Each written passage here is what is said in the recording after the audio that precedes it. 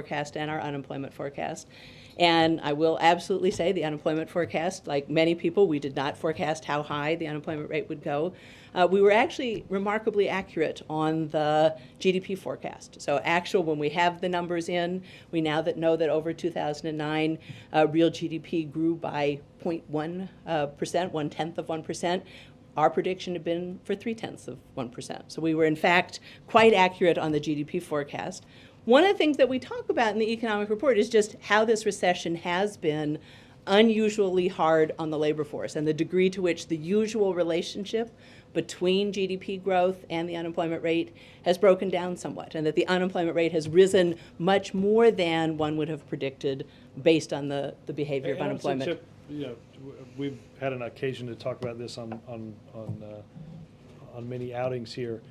Nobody predicted what we saw at the beginning of the first quarter of 2009. Nobody saw 763,000 jobs lost. In fact, we didn't see 763,000 jobs lost because there was a revision that took us from 740 to 763. So these numbers are constantly being revised, but I think the bottom line is when Dr. Romer and Dr. Bernstein came out with that, nobody had a full grasp, us included, on just how deep this was. Now, that's not to blame anybody.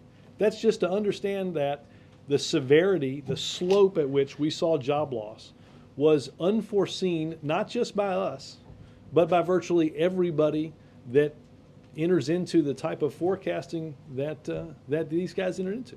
Can I just say one thing? You'll actually see a table in the economic report in Chapter 2 that actually shows you what other people were forecasting at the same time we were doing our forecast, to kind of give you just the facts on the degree to which the world was changing very quickly. Every day.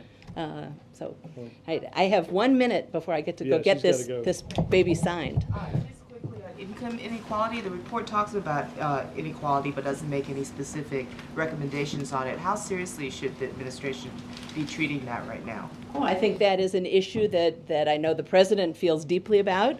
We have a whole chapter on, strengthening the American labor force, because that's where we certainly talk about, certainly in terms of this recession, the degree to which different demographic groups, young people, blacks and African Americans, all of that have seen higher unemployment rates relative to the average. I think very much the message of that chapter, and I know it's one, again, I've heard the president talk about, is how important education is in trying to even the playing field and trying to prepare all of our children for the good jobs in the future. So I think that is certainly a big part of certainly where I see our economic agenda trying to make roads in that area. We've got to let Dr. Romer go before. All right. Thank you so much. Enjoy your read. Thank you, Dr. Romer. Can I come back to WellPoint, which the president raised the other day, and also because, Secretary Sebelius wrote that pretty toughly worded letter saying justify all this stuff. They've responded. Mm-hmm. They've said basically it's because healthier people are opting out. They're getting cheaper coverage elsewhere, so we're losing money.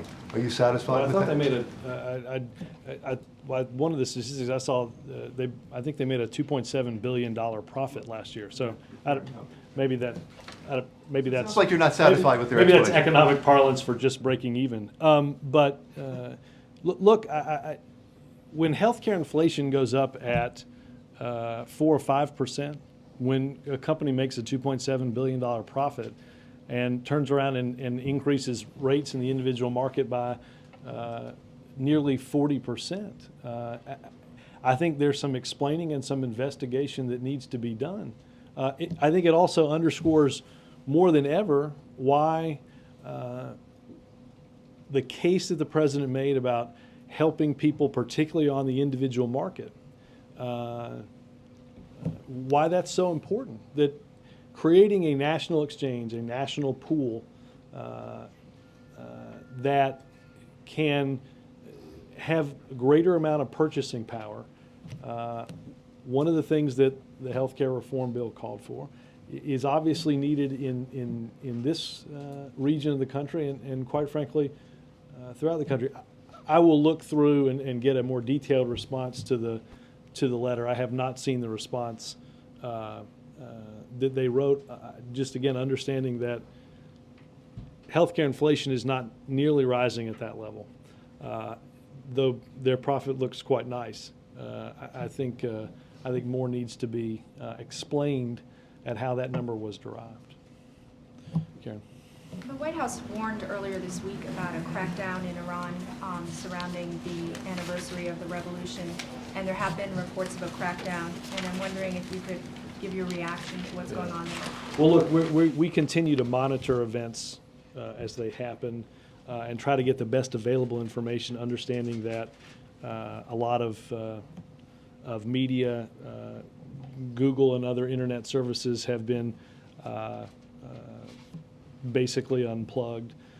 I think the president was very clear in his speech in Oslo that we stand by the universal rights of Iranians to express themselves freely and to do so without intimidation or violence. Iranians have gone out into the streets to do just that in a peaceful way. And we will continue to monitor it and continue to express our condemnation and dismay for any violence that should result as or should happen as a result of the exercising of those universal rights. You mentioned the Google suspension. Have you heard directly from Google about this? I should check with NSC on that. I saw some emails around this yesterday. I don't know if that was based off of news reports or based off of something that NSC had gotten. Yeah. Follow on Iran. Yeah. The head of Iran's Atomic Energy Agency, Ali Salahi, has just in the last few minutes cautioned the president against taking what he calls wrong steps. He said, quote, the consequences are beyond the imagination of anybody. Don't test Iran. Any reaction to that? Well, look, I think Iran has made a series of statements that are far more political than they are. They're based on politics, not on physics. Okay, the Iranian nuclear program has undergone a series of problems throughout the year. Quite frankly, what Ahmadinejad says, he says many things, and many of them turn out to be untrue. We do not believe they have the capability to enrich to the degree to which they now say they are enriching. I would also say this: if they are serious about the peaceful use of their nuclear program, then what they should have done was taken more seriously the offer on the Tehran research reactor, understanding that the increase from 3.5% to nearly 20% was what the United States and the IAEA and its partners offered as part of the Tehran research reactor, so that medical patients could have access to these medical isotopes. Iran cannot replace and continue to operate the TRR at its current pace. So then, not taking the IAEA up and its partners up on a very common sense offer leads, quite frankly, the world to believe that Iran has other ideas. That's why, and I would say this, the actions of Iran have led the world to be more unified than at virtually any other point in the past many years. They have brought forward, through their actions, through their statements, our partners in the P5+1 now moving in accord forward to taking those next steps. Any deadline for them? Well, you saw yesterday the Treasury institute some sanctions on the IRGC, and obviously the next phase in this, the president talked a few days ago, this is a multifaceted, and there'll be more phases to this, including the United Nations. Yes, sir. Just if following up on that, the deadline was the end of 2009. Mm-hmm. Why should the leaders of Iran think that there are any consequences for disobeying what the United States and the IAEA and the P5 want, given that, with the exception of the move by Treasury yesterday, there have yet to be... No. Well, and look, Jake, as you said, the president is working through and with our partners on making that happen. This was not going to happen in Times Square when the ball hit zero. This was always going to take some important time, but understand this, Jake, our allies are in this are more united than they've ever been to take actions and consequences based on the statements and the actions of the Iranians. Do you have China on board yet for UN sanctions to the Security Council? We believe that